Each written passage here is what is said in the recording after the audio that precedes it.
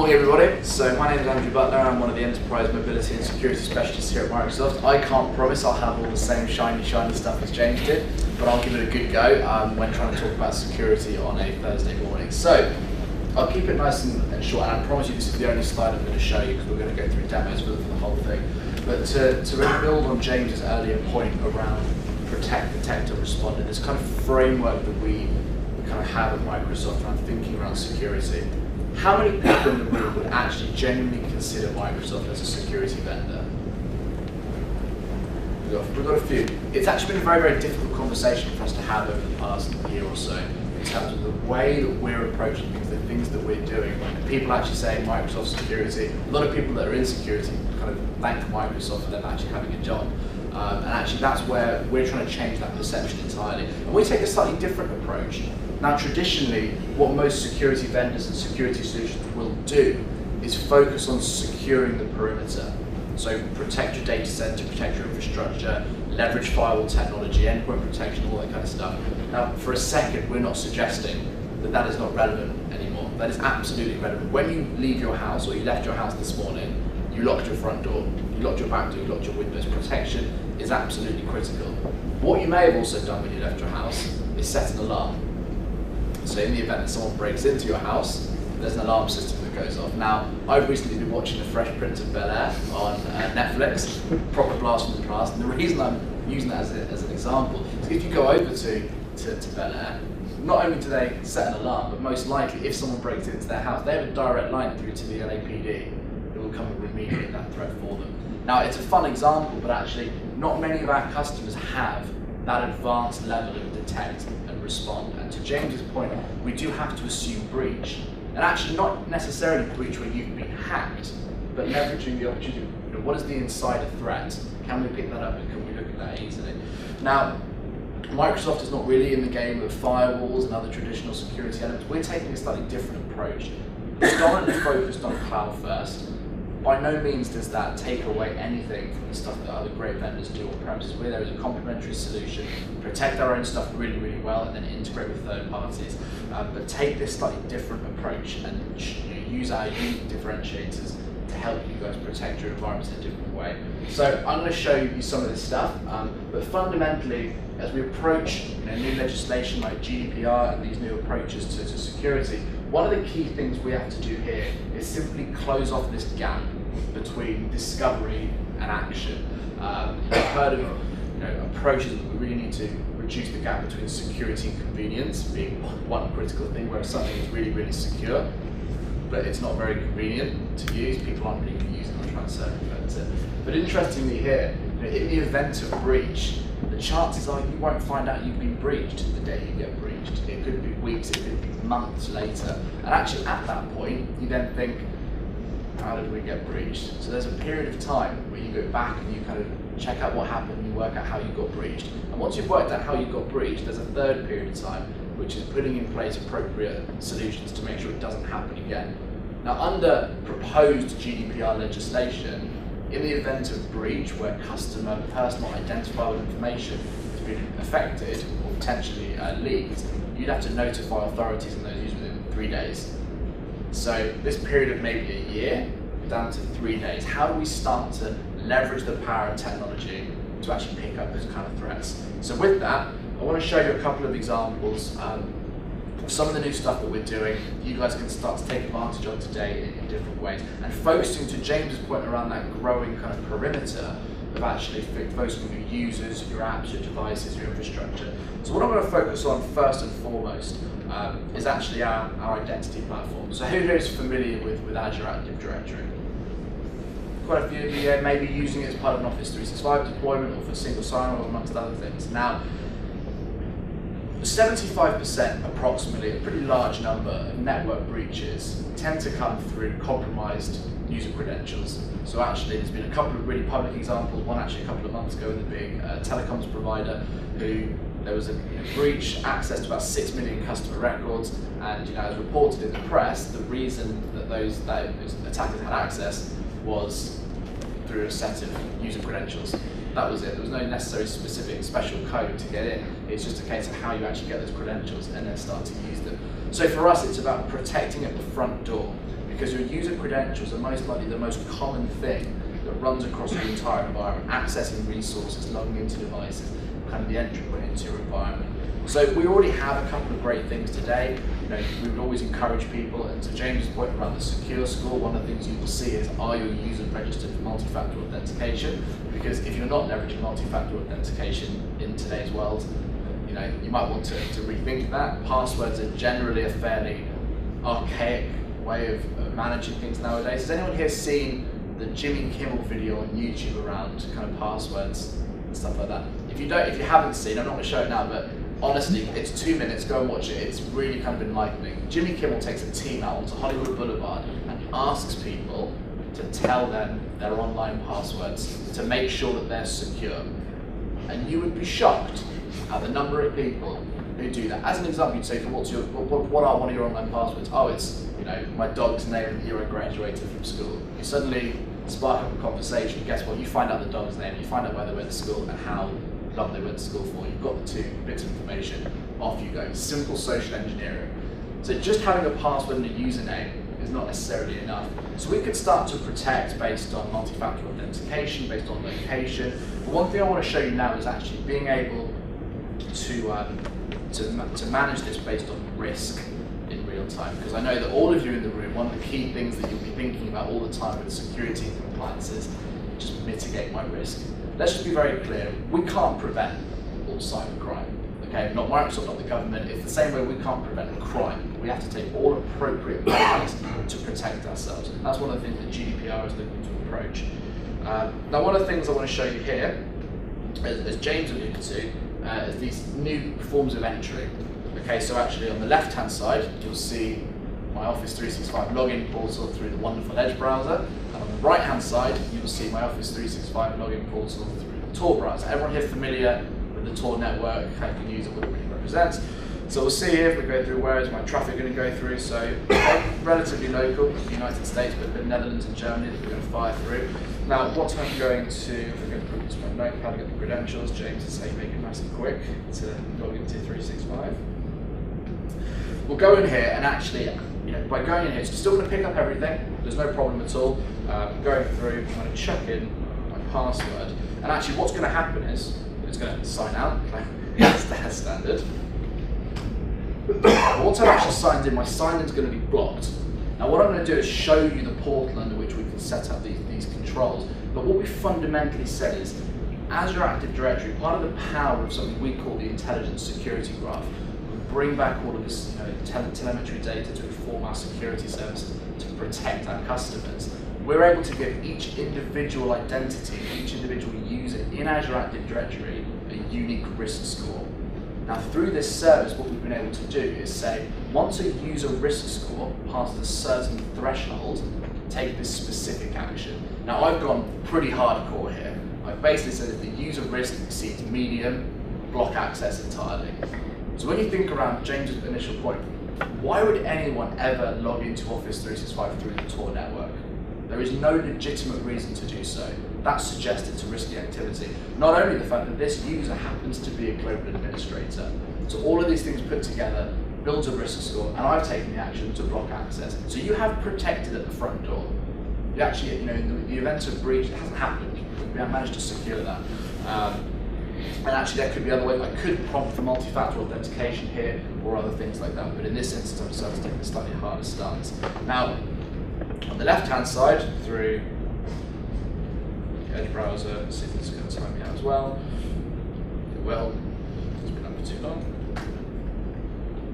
I'm going to get into Office 365 just fine, because there's no risky sign-in behavior at all. So we've set up this policy specifically based on the user sign-in risk.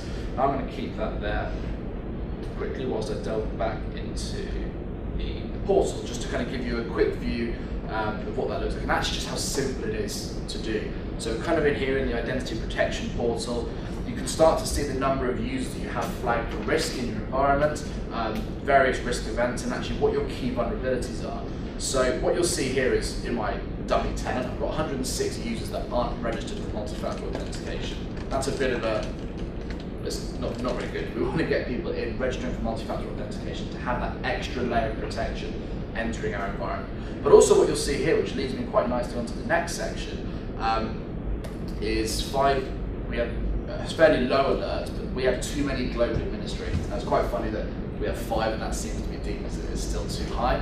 But actually this is really, really important. And I'll touch on that just in a second.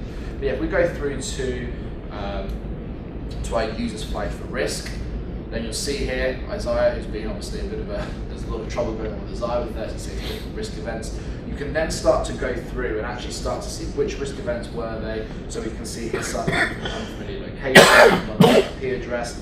You can see the risk level associated to that date and the time. But really importantly, when we think around protect, detect, and respond, in this event, protection has worked. We've actually protected the front door. We've detected that this malicious sign-in has happened through this alerting tool. Now my potential response mechanism, because in reality what we're seeing is potentially this user's credentials have been compromised, I can reset the user password direct from the alert. So we've already protected, detected, and responded very, very quickly in a significantly reduced time. So this is obviously really, really important as we look towards protecting that kind of stuff. And there's a number of different things you can do. It's not just for Office 365. It's there at the Cloud Azure Active Directory identity layer. So any application that's leveraging Azure AD for authentication and sign-in, this is going to work for you. So really, really cool stuff that we can start to do, and really important to kind of take on in the first instance.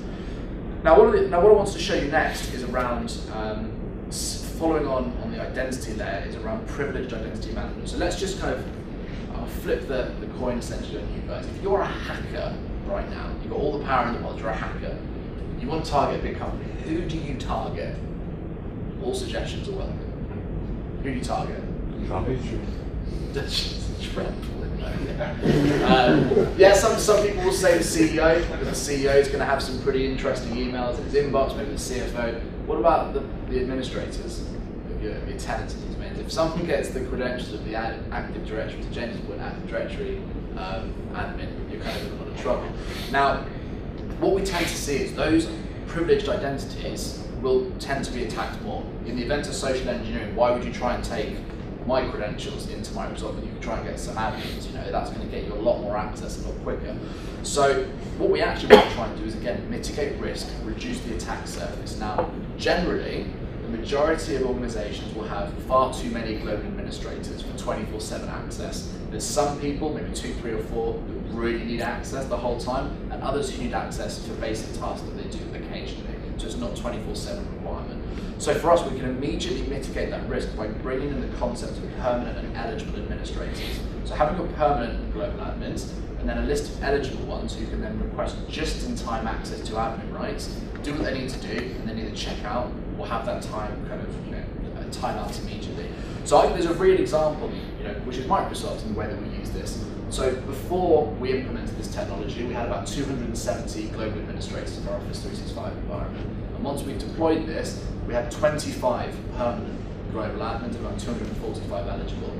So actually, in reality, that reduced our potential attack surface by 90% in the majority of cases. So that's really, really powerful for us, being able to do that. But what you can see here is I kind of manage privilege roles. And actually, we can start to see the different users that we have in admin roles, the different types of alerts, people who aren't actually using their admin roles. So in that instance, why they admin in the first place, that's just a massive security flaw for us.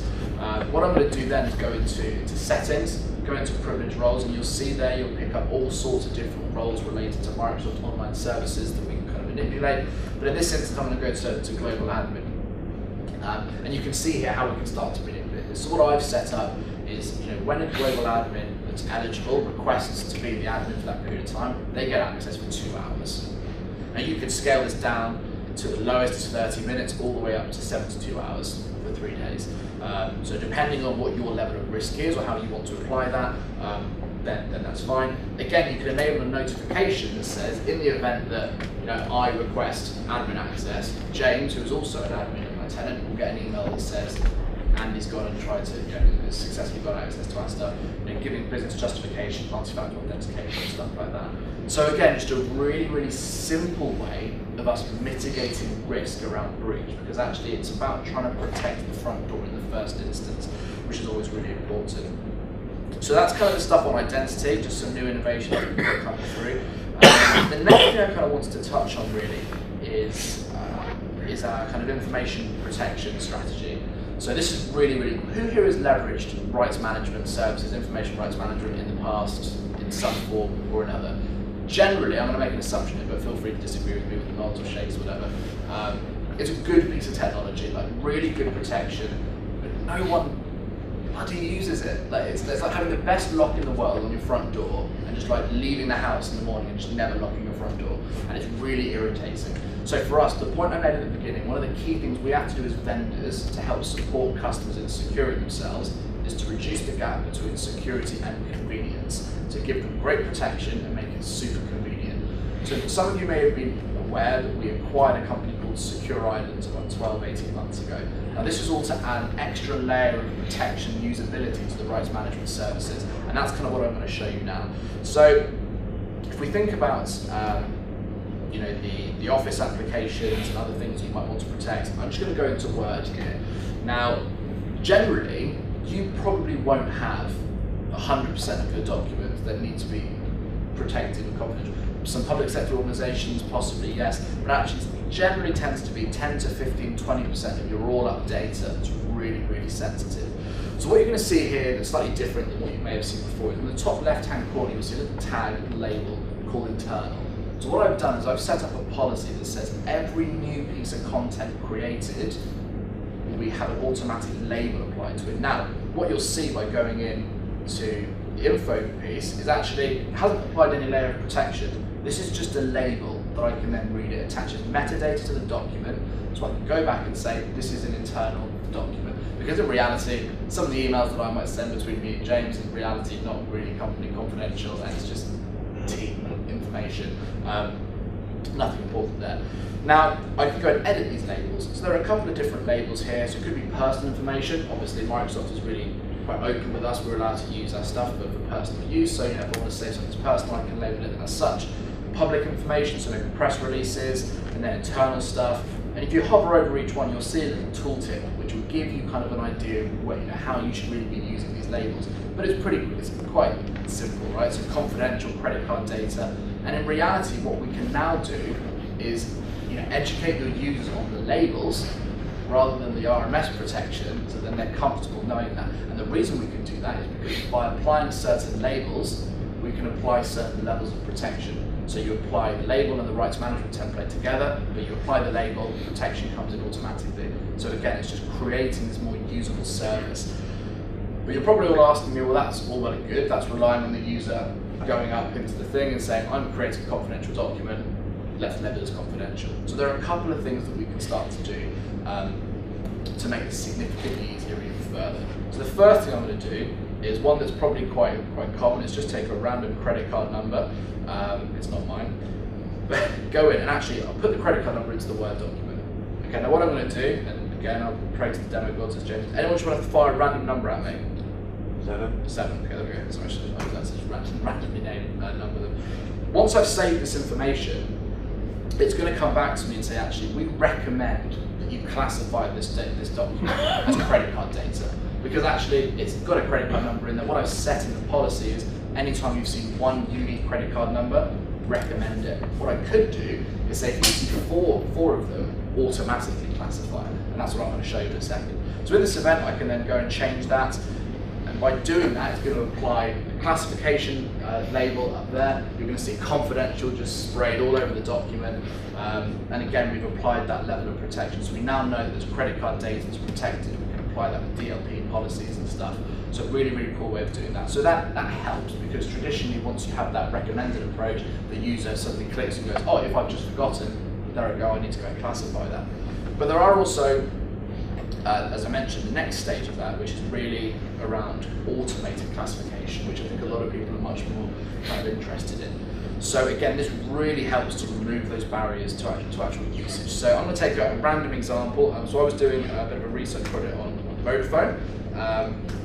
I was reading their annual reports, and actually they have a really cool initiative called Project Spring. Now Project Spring is really all just around building out their infrastructure for 4G and their network capacity around Europe.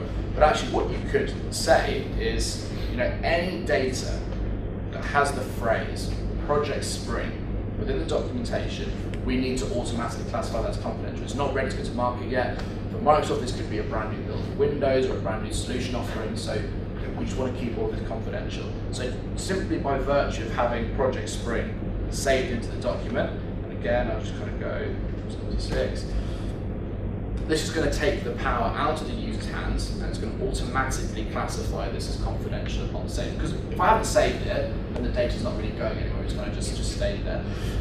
Once I've saved it here, you'll see we've applied the label, but also we've applied the permissions. So I can then go up into the rights management stuff, view the various permissions that I have, and there we are. Genuinely that simple. Now, we can also leverage it in a few other ways. So in preview now, you can start to do PDFs, CAD drawings, JPEGs, etc. So it's not just the Office applications. We are building this out, and this is our kind of information protection strategy moving forwards. But again, just going back to things like GDPR, one of the key things that is going to fall on all of us in the room, both as Microsoft, as customers, and businesses operating within the European Union and managing that kind of data, is around actually understanding where customer data is. Is it protected? Who has access to it? How do we change that when necessary? So being able to apply automatic labels when you pick up customer data or customer ID patterns is really, really essential to be able to then go back, work out where that stuff is, make the appropriate changes, and understand that there's a level of protection in place. But generally, across various compliance standards, this is really, really important to start to get to grips with. So that's really, really important. But we can take that a step further.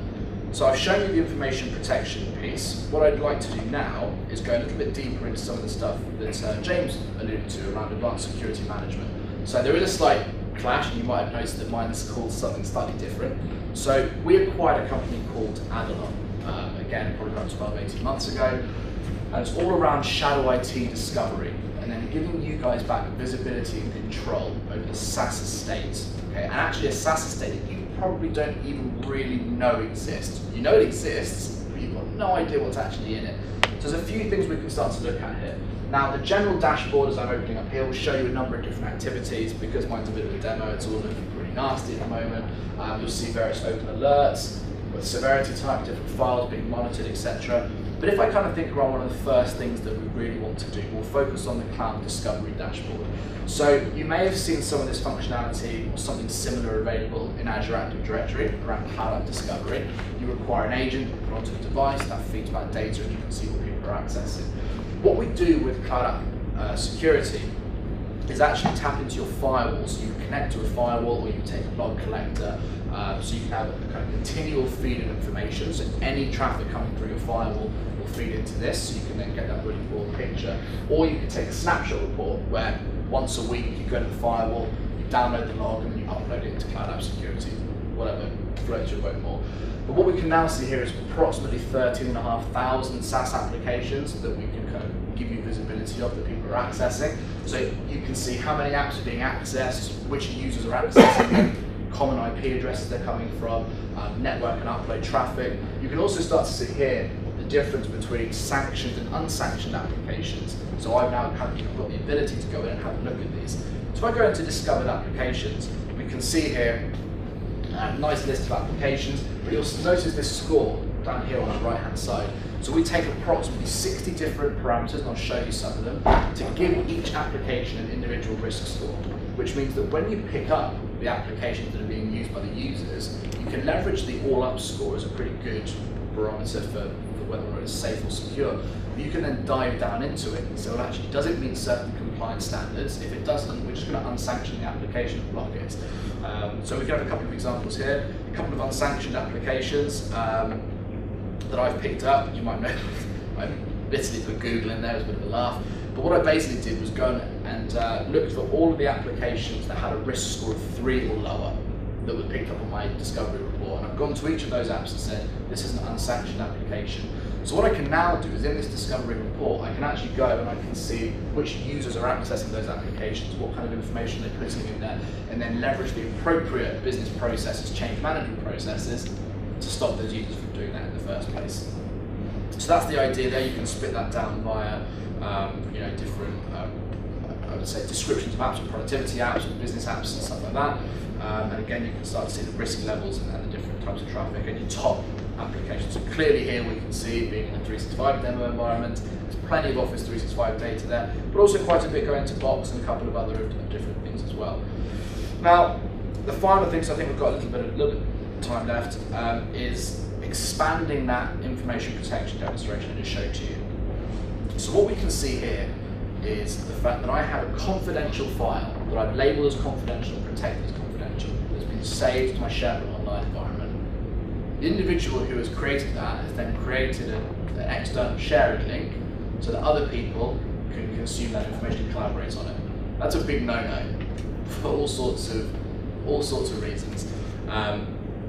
So we want to be able to see that. That is a massive compliance risk. Not only is shadow IT a massive compliance risk because people could be putting confidential data in unapproved cloud storage locations, but actually we can have external people where, especially with a sharing link, any man and his dog could go and open that link and access that content. That's pretty dangerous. So again, high severity alert, we're going to go in there. So in the event of that analogy, we've protected the document. That's great. And in certain instances, you can actually set up policies that say, that data cannot actually leave our room, we can't send that outside and stuff like that. But we've detected there's something a bit suspicious going on, something we need to be aware of based on a policy that we've set up, because Cloud App Security can read the Azure Information Protection classification labels. So we see here the fact that this publicly shared confidential file, it was matched by this document. I can go down and look at the activity relating to the file. So actually what I can see, because I've done this demo a few times, I've actually created the link, had it removed, I've then gone and removed the link myself and then created a new one. So this is a user who's clearly trying to circumvent your security mechanisms to get data out to somebody. So again, you can then take your appropriate action. So we've done the protection, we've done the detection, and now we're going to do the response. So we can respond in a few ways. We could dismiss the alert, but it'd probably be silly to do that. If we look at the document, there are a couple of key things that we could look at doing. So we could inherit the permissions, we could open it via a public link to say, well, actually, what is this data? Is it actually confidential? Are we worrying about nothing? So you could check that out. You could put the user in quarantine, or remove the collaborator. So you could say, yes, this is confidential, and it's okay for internal people, but we'll just remove the 2 or 3 external people from that. Or you just make the document private, and you kill the access link. So it doesn't matter how many people try and use that link again, it just won't work. And that's traditionally what you probably want to do. If you wanted to be particularly harsh, you could just suspend the user from Office 365 immediately from the alert. So in the event of breach, this is pretty critical because your response time is massively reduced. And this is just a simple example relating back to information protection. To James's point, we can also have general anomaly detection or breach detection within Office 365. So we've got technology that can do that at Active Directory on premises and discover network breaches. What about those people that are in 365? So a great example, it's not in my demo, but I'll try to describe it to you. You're an Exchange Online administrator. Okay, you're trying to sign into Office 365 4 times and you've failed. You've then actually managed to get access to Office 365, but in this instance, through something like the Tor browser, your protection layer, you haven't actually put that in yet, but someone's got in via that way. You've then set up a certain Exchange parameter, which is the first time that parameter has been used in about 4 months, and the 5th time it's been used overall. And obviously you're an admin, so all of these things put together really just smell very, very fishy. This is a breach of your network, and it will fire up a risk score and it will fire that alert to you. So again, you've seen all this stuff, you've seen the logical breakdown of stuff, privileged identity, failed login attempts, malicious IP address, random activity actually going on within 365. What's your action? Suspend the user from Office 365 immediately, and then go and investigate. And then, of course, you might argue that's harsh if it's an intruder. It's not harsh, it's a very good way to protect you. But again, it's a case of, do you lose a bit of productivity versus securing yourself? It's whichever way you look at it. Fundamentally, it's about reducing that gap between discovery and action. So some really, really cool stuff that we can do there. And again, the controls are fairly wide-reaching. And what I would say is that obviously, I'm sure that all of you are very happy Microsoft customers. Some of you might use other technologies. Salesforce could be an example. But actually, when I mentioned before around connecting to the firewall to pick up shadow IT discovery, we can also connect directly to certain applications to apply this deep level of control. So Office 365 just so happens to be one of those deep linked applications, where you link Cloud App Security to Office 365, which means actually it doesn't matter if people are accessing 365 over the internet as opposed to through your firewall, because you'll still pick up the activity within the application. We can also do similar things Okta, AWS, Salesforce, Box, Dropbox, a few of those. So fairly standard across the industry, but really important because actually it's not just Office 365. It's a couple of your really key SaaS applications, and especially as you think around one of your customer relationship management systems, that's really important as well. So I think I'm running like 3 or 4 minutes ahead of time, but I think you guys are ready for a break now. I don't want to be you guys too excited for a break. Just touch your hand. So I'm going to do some TIG. Do you have any quick questions? See if that's for Andrew around just say more. Just on the data classification in Word, is that available now or that's now? Everything I've shown you there is available today. And is that in E3 or E5? So it comes as part of our enterprise mobility and security offerings. So some of you may have it already, some of you may know it as the enterprise mobility suites. With all things Microsoft and licensing, we had some fun, and we created an E3 version of our modern workplace offerings, Office 365, EMS, and Windows 10. And then we have advanced workloads, which we kind of focus more on the security side of things, which are our E5 workloads. So what you've seen here is the enterprise mobility and security E5 workloads. The main difference between information protection specifically is all the stuff I showed you there really is E3. It's the automated classification that comes with E5 and those machine learning things. The cloud app security also sits in the E5 stuff. But you can also buy these things standalone. It's worth just looking at how you can leverage them today. Advanced security management is a separate product that does some similar stuff. Has certain limitations versus cloud app security, but it's up to what you deem to be how you